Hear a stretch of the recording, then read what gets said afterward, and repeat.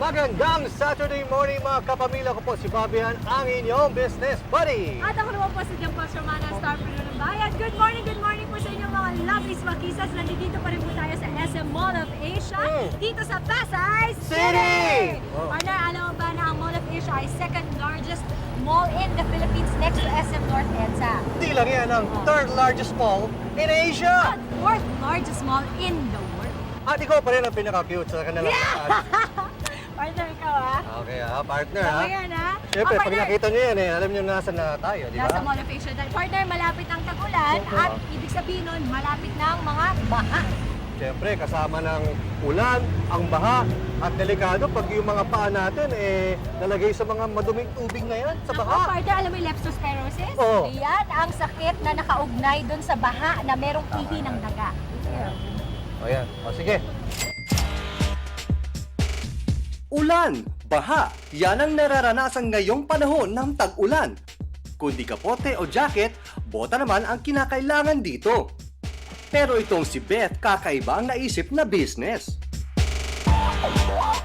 Mga bota na may disenyo o yung tinatawag na fashionable boots. Ako ang nagdi-deliver niya.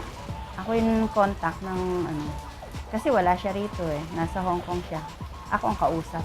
Kasi taga rito lang naman yung mga consumer. Nasa halagang 2,000 pataas ang binibentang rain boots ni Aling Beth.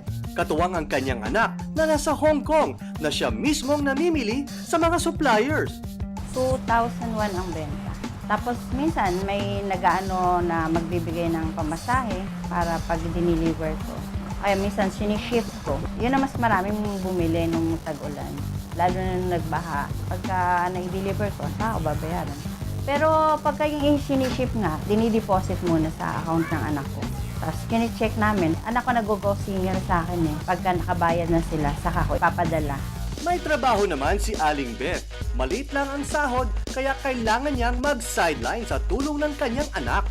Mayroong email sa akin, may nag-text daw sa'yo, for it up. Ang order niya yung face cut. Okay. Tignan ko sa aming cellphone. Oh, Papadala ko na lang. Bye-bye, Dana. Love you. Okay, bye-bye. Madaling maubos ang mga rain boots nila Aling Beth. Kaya naman kung anong uso meron ang kanyang anak ay kanila nang pinopost sa website.